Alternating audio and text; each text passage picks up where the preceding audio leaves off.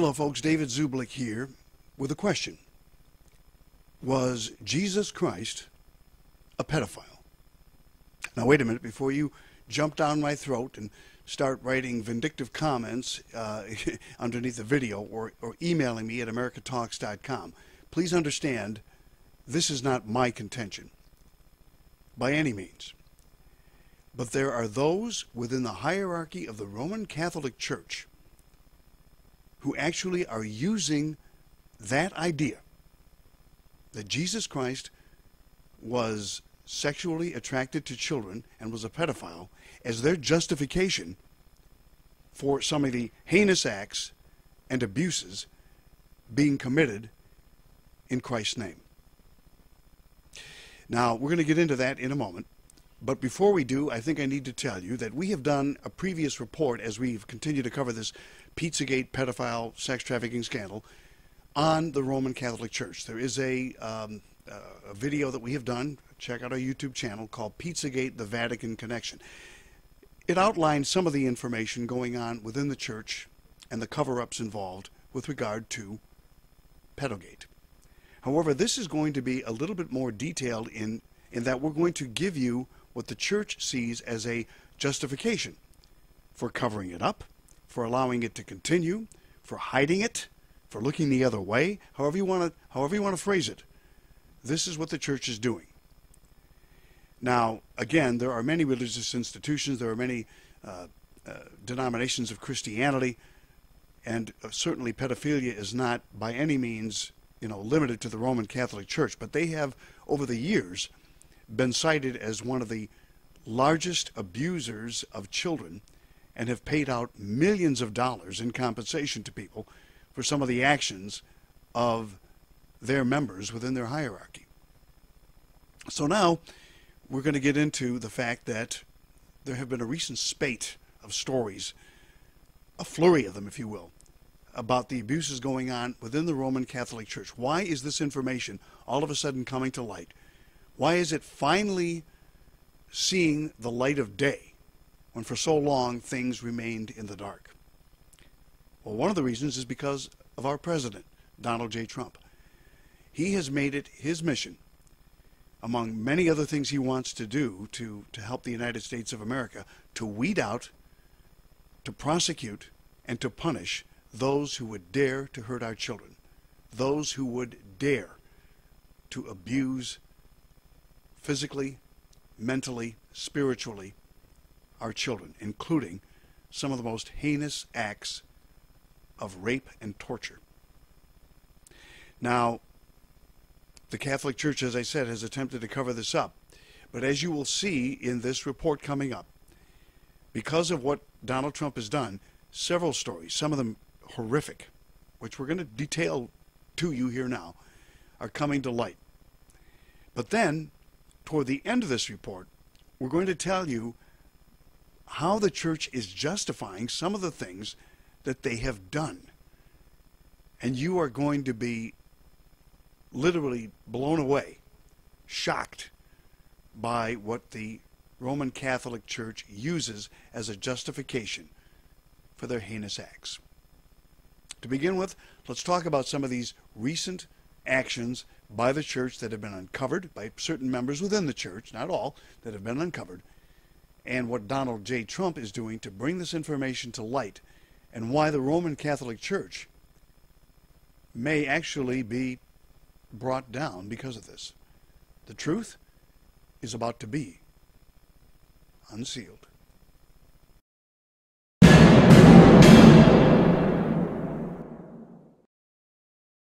A leading Vatican expert has revealed that Donald Trump is behind the recent exposure of pedophilia within the higher ranks of the Roman Catholic Church. Leo Leon Zagami has confirmed that Trump was behind the sudden change of pace concerning child abuse by the church seen last week, with the latest scandal to hit Cardinal Pell after obtaining exclusive intel from within the Vatican. Pell has become the highest-ranking Roman Catholic prelate to be formally charged with sexual offenses and is the result of a new strategy in the fight towards pedophile networks by President Trump. This, according to Zagami. The extent of the charges the senior Vatican cardinal is facing has been revealed by police. However, there are multiple complainants relating to those charges. There are at least 10 alleged victims. This, according to the Australian news website news.com.au, adding that they were minors at the time of the alleged assaults and are now aged from their late 20s to their early 50s. The allegations are believed to stretch from the time that Pell was a priest in the Australian town of Ballarat to when he was Archbishop of Melbourne. It is alleged that the cardinal groomed boys at a swimming pool in Ballarat in the 1970s and committed sexual assaults at St. Patrick's Cathedral in Melbourne. This, according to the Australian. The cardinal, who did not admit to any of the alleged offenses and has denied reports that have been circulating in the media for months, was charged by summons to appear before a Melbourne court on July the 18th. Since 2014, Pell has lived in the Vatican, with which Australia has no extradition treaty, meaning the cardinal could potentially avoid prosecution if he chose not to return to his home country. However, the Australian Catholic Church said in a statement Thursday that the cardinal will return to Australia as soon as possible to clear his name. He said he is looking forward to his day in court and will defend the charges vigorously. The Vatican has released its own statement, stressing that Pope Francis has respect for Pell's honesty and energetic dedication to his work on church financial reform. It went on to state that Pell has openly and repeatedly condemned as immoral and intolerable the acts of abuse committed against minors. He has cooperated in the past with Australian authorities and has supported the Pontifical Commission for the Protection of Minors. And finally, as a diocesan bishop in Australia, Pell has introduced systems and procedures both for the protection of minors and to provide assistance to victims of abuse. The 76-year-old Pell was promoted to cardinal in 2003, and 3 years ago he was appointed to serve as the Vatican treasurer, considered to be the third most powerful post behind the Pope. While it is the first time that formal charges are brought against Pell, he was the subject of an investigation in the early 2000s after claims emerged that he had molested an altar boy back in the 1960s. At the time, Pell denied the allegations against him, dubbing them lies. In February, the Australian Royal Commission into Institutional Responses to Child Sexual Abuse released a report stating that more than 4,000 children, mostly boys, have been allegedly sexually abused by Catholic priests in Australia over a period of decades. According to the investigation, since the 1950s, some 7% of priests in the country were alleged perpetrators. The Commission also said that since the 1980s, the Catholic Church has paid over $200 million to victims of alleged sexual abuse committed by priests in Australia over decades. Another priest has been caught stealing from church donations to pay for sex sessions with rent boys after officials noticed that thousands had gone missing from collections. Andrew Sloan of St. Paul's Church in Knightsbridge, London, UK, stole almost $19,000 from the church's collection money and by conning 3 churchgoers into giving him money directly. He covered his tracks by convincing the people who gave him money that it needed to be kept a secret. The theft came to light when accountants realized that the church's collection funds were down by over $5,000. Metro reports, quote, when church officials reviewed CCTV footage, they were shocked to see that Sloan had taken the cash from a safe at the West London Church. The 63-year-old was arrested and he pleaded guilty to 3 counts of fraud by false representation at Westminster Magistrates Court on Tuesday.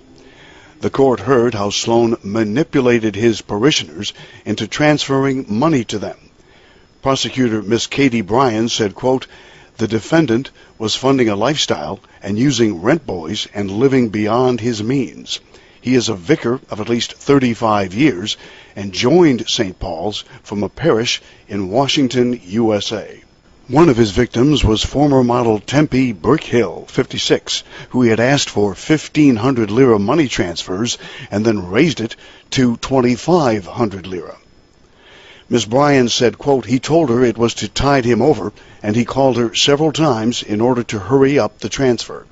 Sloan also asked another woman, Paula Kaplan, for helping to pay his U.S. tax bill, and because she trusted him, she transferred around 8,000 lira. Ms. Bryan said, quote, there was a meeting because money was missing. CCTV shows the defendant taking the money from the church. A police investigation was launched last July after Sloan had repaid all of the fraudulent loans and moved to Leeds, but he was still branded a thief and a liar. Sean Murphy, defending, told the court, quote, these offenses reflected a personal crisis in his life, and all of the money was repaid before the police became involved. He made a full confession to the church authorities about what had happened. Sloan admitted stealing from the church collections between January the 3rd, 2015 and September the 6th of last year. He was sentenced to a 12-month jail term, suspended for 2 years, and ordered to pay 85 lira costs and 115 lira victim surcharge. A spokesman for the Diocese of London said, quote, Andrew Sloan took advantage of the trust that his parishioners placed in him as a priest. There is no excuse for what he did, and we can only apologize to those who fell victim to his crimes. Andrew Sloan was suspended as soon as news of the charges against him was made known by the authorities, and we have fully supported the criminal investigation. The diocese is now focused on helping the parish and its congregation deal with what has happened and to move on. Internal church proceedings against Andrew Sloan under the clergy discipline measure are already underway. And as the Catholic Church battles to stem their continuing exposure of clerical pedophilia, detectives have uncovered an unprecedented amount of child pornography, including images, videos, and other explicit content discovered within the walls of the Vatican. The Vatican promoter of justice, Gian Piero Milano, released a report in response to the allegations, which he read in full to the Catholic Church officials during a judicial ceremony. Due to the Catholic Church's internal investigations protocol, Milano claims he is under no legal obligation to actually name names of people accused of pedophilia and possessing child pornography. However, Federico Lombardi, spokesman for the Holy See, showed a rare display of openness and named Archbishop Joseph Wesolowski as one of the accused that had triggered the investigation. Although this may seem like a forthcoming gesture by the Vatican, reports of Wesolowski not only possessing more than 100,000 images and videos of children being forced into sex acts, but also of him sexually abusing multiple children in Poland and the Dominican Republic have already previously been exposed in 2014. Due to the Vatican's internal policies, Wesolowski was investigated but escaped jail for his own protection. In an unusual move by the Church, the high-ranking Catholic official was facing trial from the Vatican's prosecution for his crimes and had been placed under protective house arrest, but mysteriously died before the case even reached a courtroom. The lack of justice following his death left many of his victims frustrated with suggestions that the only reason for the house arrest is the fact that word got out that he was allowed to roam free after he was quietly whisked away from the Dominican Republic and back to the Catholic city-state by Vatican officials in order to avoid prosecution there. According to Church and State, the descriptions of what was actually found on Wesolowski's computer were more than a little stomach-churning. There are more than 160 photos of teenaged boys being forced to masturbate for the camera and perform sex acts on one another. In addition, the boys were raped and forced to perform sex acts on adults as well. Wesolowski was tedious and protective of his child porn collection, filing more than 86,000 images into categories in locked folders. In addition to the images and videos present on the computer, at least 45,000 others had already been deleted. Further, the good Archbishop wanted to make sure he wasn't without a stash of child porn while traveling, so he took a laptop along on his trips containing even more images and videos. It seems fairly typical that the only accused party to be named in this latest child porn discovery case is the one that has already been exposed and passed away, with the identities of the others accused being kept confidential. According to The Guardian, beyond the child pornography cases, Vatican authorities are battling an array of crimes, including drug trafficking and money laundering. 3 drug deliveries addressed to the Vatican were intercepted in 2014, including a packet containing cocaine-filled condoms.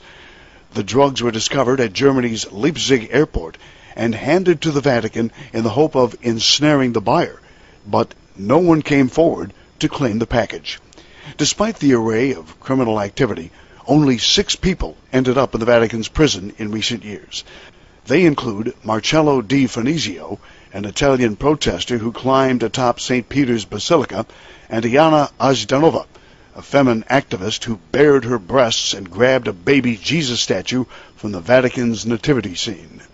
These scandals confirm the weakness of the Vatican in the face of a history of harassment, always dealt with too late and never with a preventive strategy.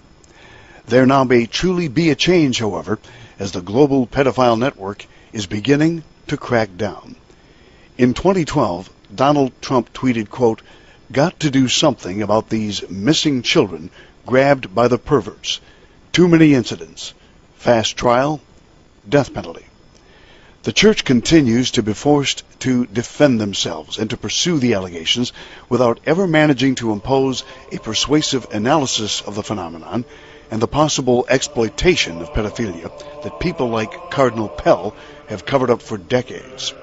It is crucial now to understand that the United States of America and the military-industrial complex have been for years in the hands of the Bush family, the Clintons, and Obama. The military arm of the New World Order, receiving their directives from the financial arm of Freemasonry, headquartered in the City of London, as well as from the religious arm of the New World Order, located in the Jesuit Vatican headquarters, both in the hands of the pedophile network, as recent scandals and recent investigations have proven beyond a doubt. The liberals are desperate to bring down Donald Trump using any and all means. But now that the CIA and other agencies are finally tackling the pedophilia problem because of POTUS's orders, he could be risking his life even more. LGBTQ rights advocates should support the president in this endeavor and distance themselves from the pedophilia reality. In the meantime, President Trump has told Theresa May that he does not want to go ahead with a state visit to Britain, a country that, as we know, is the driving force of the global pedophilia network. UK children in the care of British institutions are 6 times more likely to be assessed for abuse than a child in the general population. Scotland Yard detectives were removed from a pedophile investigation after naming politicians. So maybe the British public should change their brainwashed attitude and support Donald Trump's visit to the UK. Now, here's where things get really disturbing. In a shocking statement by one of the Catholic Church's high-ranking clerics, the Archdiocese of Milwaukee has claimed that pedophilia is a God-given liberty for priests, a God-given right of priests, a form of religious freedom, if you will. Now, these sickening comments were made by Cardinal Timothy Dolan after he was caught allegedly transferring church funds into a separate trust in order to insulate them from clergy child abuse lawsuits. The Catholic Archdiocese of Milwaukee sought to protect $55 million of its funds from lawsuits brought by victims of priestly sexual abuse. So it transferred those funds into a separate trust set up to care for the Archdiocese's mausoleums and cemeteries. Now, this is according to a letter that was actually penned by then Archbishop of Milwaukee, Timothy Dolan. Once the sexual abuse victims sought those funds in a bankruptcy proceeding, the Archdiocese claimed, are you ready for this? That it had a religious liberty to sexually assault children, so it shouldn't have to use that money to compensate victims of abuse.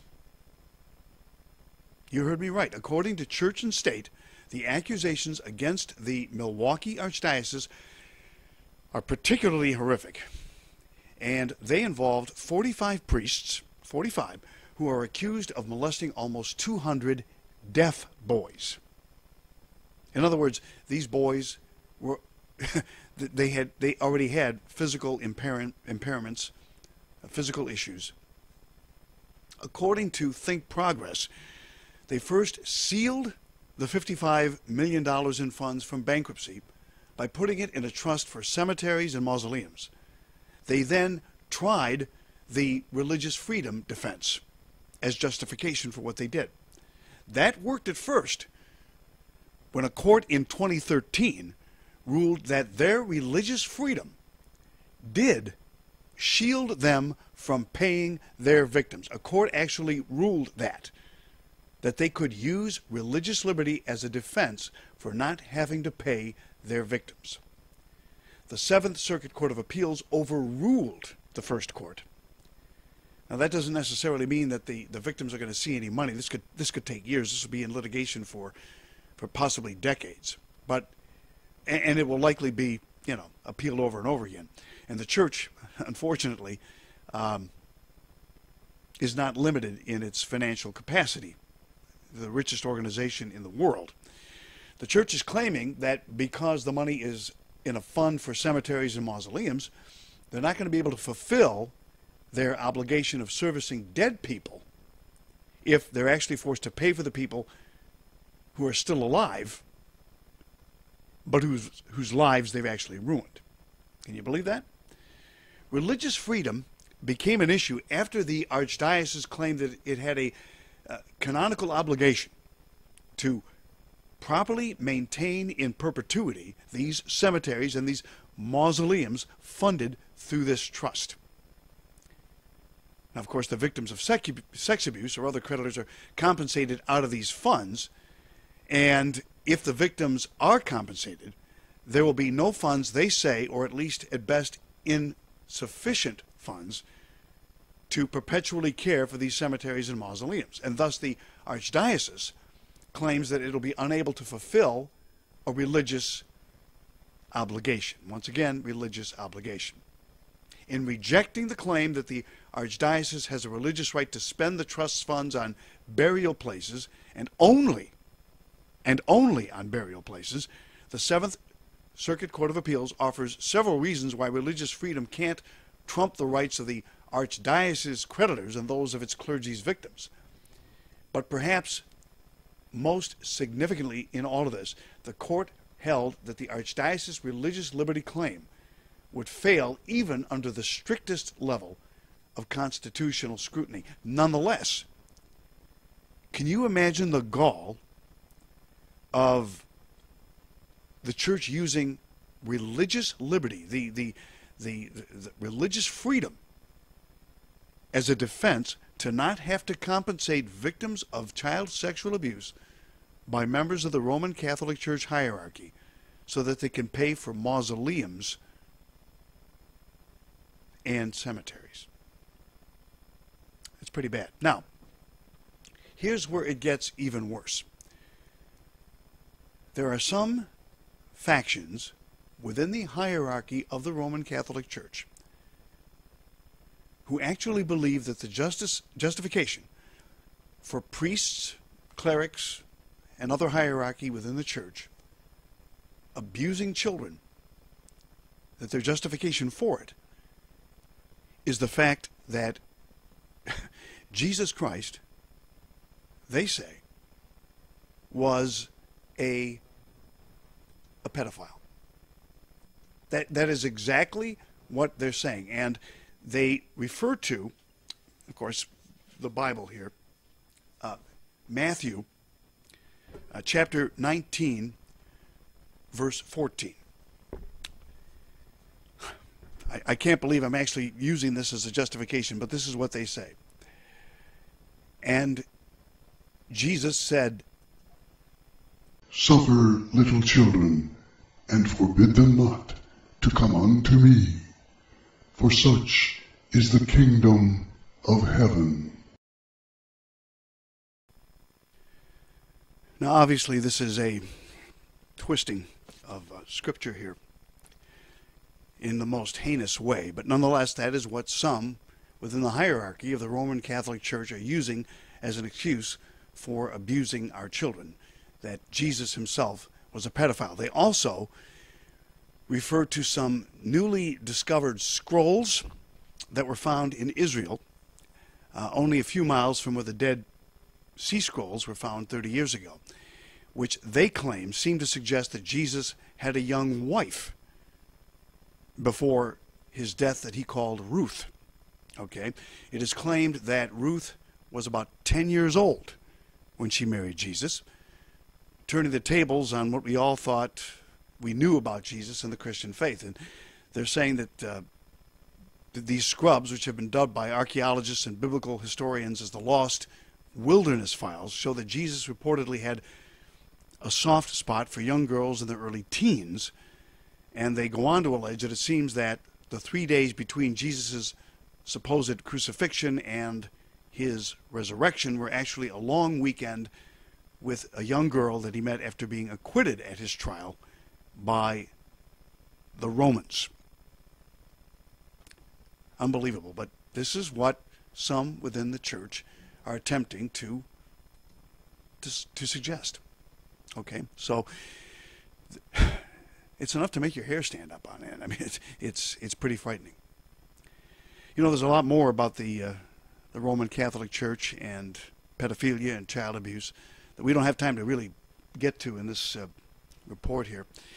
Some of which, as I said, is outlined in another video that we did, but also a lot of it can be found in a report that we've put together. We put together a 100-plus page report on Pizzagate.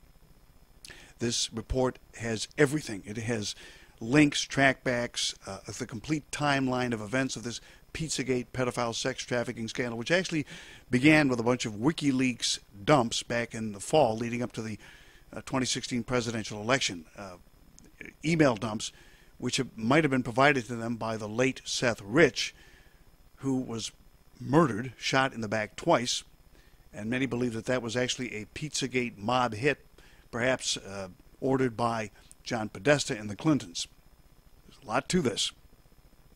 But in this 100-plus page report on Pizzagate that we've put together, there is a whole section on the Roman Catholic Church and their involvement in pedophilia throughout the ages and right up until the present time.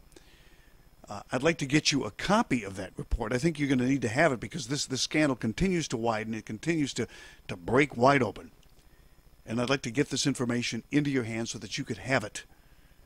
Because you're going to need it if you're going to be able to converse with your family and friends about this scandal, which is not fake news. It's been dubbed fake news. We already know what fake news is. The mainstream news organizations are fake news. This story is real. It is happening, and our children are being hurt and killed in some cases after being raped and tortured. We'd like to put a stop to it. One of the ways we can do it is through education, through these videos, through our websites, through our radio program. I'd like to get a copy of this 100-plus page report on Pizzagate into your hands.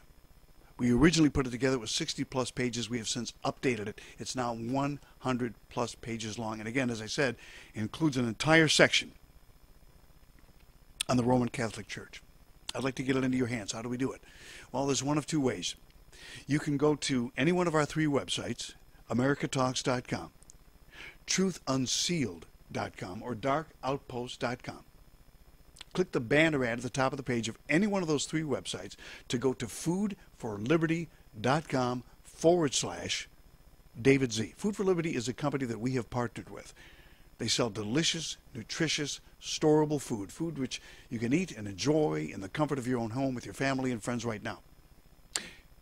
But in the event of an emergency, a man-made emergency, natural disaster, something were to happen, and you couldn't get to the grocery store to buy food, or you got to the grocery store and due to the situation, the shelves were cleaned out. If something like that were to happen, you would have this Food for Liberty food made by New Manna Foods, a very well-known, well-respected company. You'd have this food on hand to be able to provide for you and your family. And a portion of the proceeds of every sale of Food for Liberty food purchased through our website helps to keep the radio show that we do, the YouTube videos, and our websites up and running. And they also sell water filtration systems, vitamin supplements, camping gear, survival supplies, everything you need to protect yourself and your family. And if you will go to any one of those three websites, americatalks.com, truthunsealed.com, or darkoutpost.com, and click that banner ad at the top of the page to go to foodforliberty.com/David Z. Got to click that banner. Has to be through our website. And make a purchase of at least $25 or more, and they do have a sample pack of the food which you can try. It's $24.95. That counts. You make that purchase, and then email me a copy of the receipt for your purchase. You email that receipt to americatalks@hotmail.com.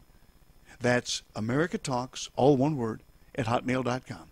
And in return, I'll send you back this 100-plus page report on Pizzagate. That's one way you can get it. The other way, if you don't want to make a Food for Liberty purchase, you can go to any one of those same three websites, americatalks.com, truthunsealed.com, or darkoutpost.com. Scroll down the right side of the page till you come to the donate button. Click that button and make a donation to us of $25 or more, and then email me a copy of the receipt for your donation to that same email address, americatalks@hotmail.com. That's americatalks, all one word, @hotmail.com. And in return, I'll send you back this 100-plus page report on Pizzagate. Let me get this report into your hands. You're going to want to have it. Okay? So to recap, Catholic Church has come under fire. There have been a recent spate of stories about abusing priests, everything from child pornography on computers to the rape and torture of boys and girls. Some of these clergy are coming to justice. Some of them are being protected, and the stories are being covered up. But thanks to our president, Donald Trump, who's cracking down on pedophilia, things are beginning to happen. But at the same time that this is going on, we're far from being close to being finished with this, especially with regard to the Roman Catholic Church, because there are factions within the church that are using Scripture to indicate that Jesus Christ might have been a pedophile, and therefore they have a religious liberty, a religious freedom to sexually abuse children, and should be able to use that as a defense for their crimes.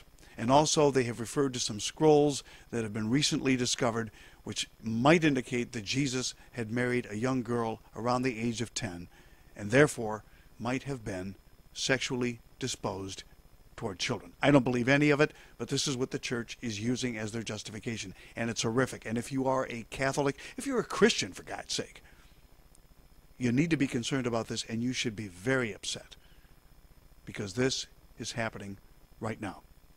And through these reports, we're trying to put a stop to it.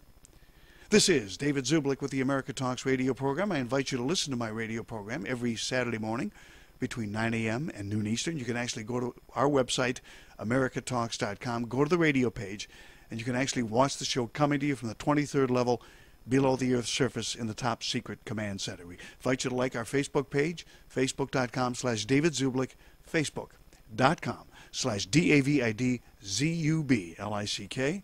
Follow me on Twitter at America Talks. Please subscribe to our YouTube channel, and above and beyond all else, for the sake of the children who we need to save, spread this information far and wide.